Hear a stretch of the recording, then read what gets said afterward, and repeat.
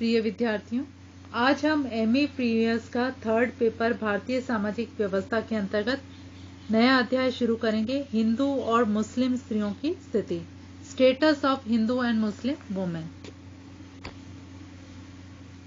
अगर हम भारतीय समाज को पूरी तरह से समझना चाहते हैं तो सबसे पहले हमें उन समाजों में स्त्रियों की स्थिति को देखना पड़ेगा।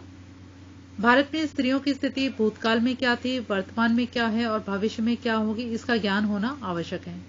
इस ज्ञान के बिना भारतीय समाज का विकास अपूर्ण ही रहेगा।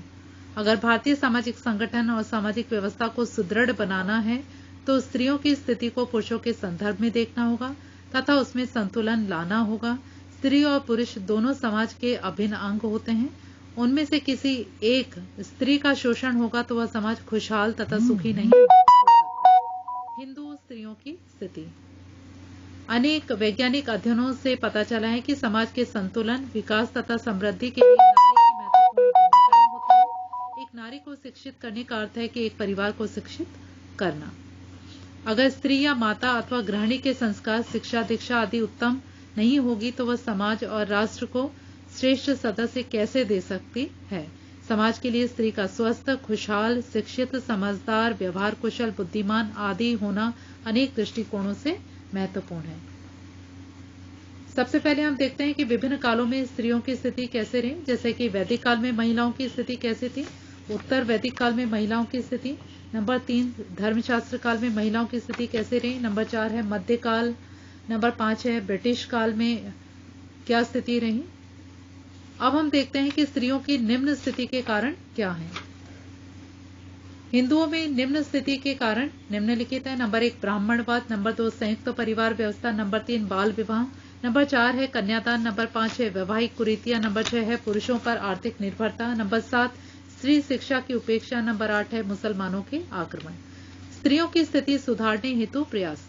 स्त्रियों की स्थिति को सुधारने के लिए बहुत सारे प्रयास किए गए, जिसमें नंबर 1 है 19वीं शताब्दी के सुधार आंदोलन,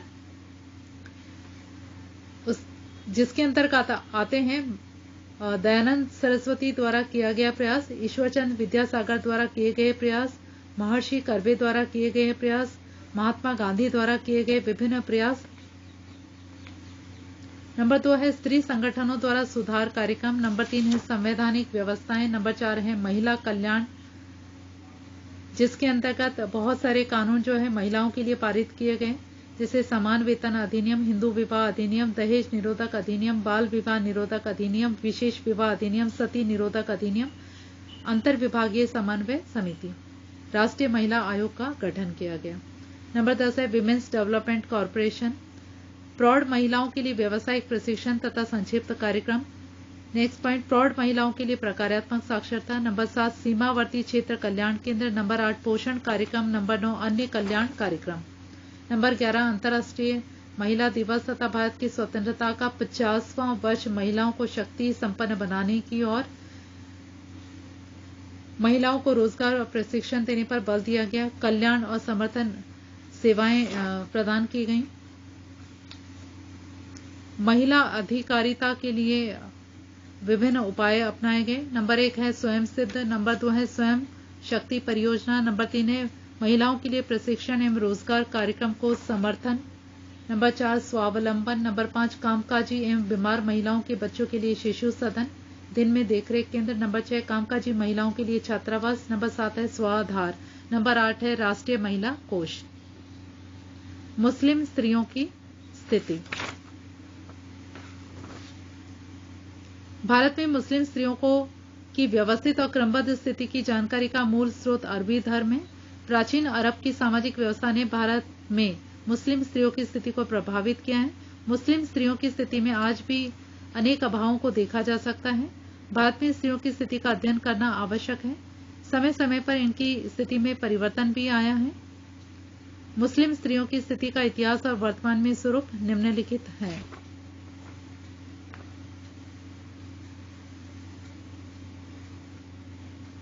मोहम्मद साहब के प्रयासों से मुस्लिम स्त्री को अनेक अधिकार प्राप्त हुए हैं, जो इस प्रकार है: विधवा पुनर्विवाह का अधिकार, तलाक का अधिकार, विवाह से पूर्व स्वीकृति, बाल विवाह का अभाव, संपत्ति का अधिकार मिला हुआ है, परिवार संबंधी अधिकार मिला हुआ है। मुस्लिम स्त्रियों की समस्याएं निम्नलिखित है: नंबर 1 है बहुपत्नी प्रथा, नंबर 2 है पर्दा प्रथा, नंबर 3 तलाक की समस्या, नंबर 4 है धार्मिक कट्टरता, नंबर 5 है अधिकारों की अव्यावहारिकता। मुस्लिम स्त्रियों की समस्या के समाधान हेतु बहुत सारे जो है प्रयास होते रहे। स्त्रियों की स्थिति में परिवर्तन, निम्नलिखित परिवर्तन देखा जा सकता है इनकी स्थिति में। सुधार आंदोलन हुआ, नंबर 2 संवैधानिक प्रावधान हुआ, नंबर 3 स्त्री शिक्षा के क्षेत्र में प्रगति हुई, नंबर 4 आर्थिक क्षेत्र में प्रगति, नंबर 5 राजनीतिक चेतना में विकास, नंबर 6 है सामाजिक जागरूकता में विकास, नंबर 7 पारिवारिक क्षेत्र में अधिकारों की प्राप्ति हुई है। धन्यवाद।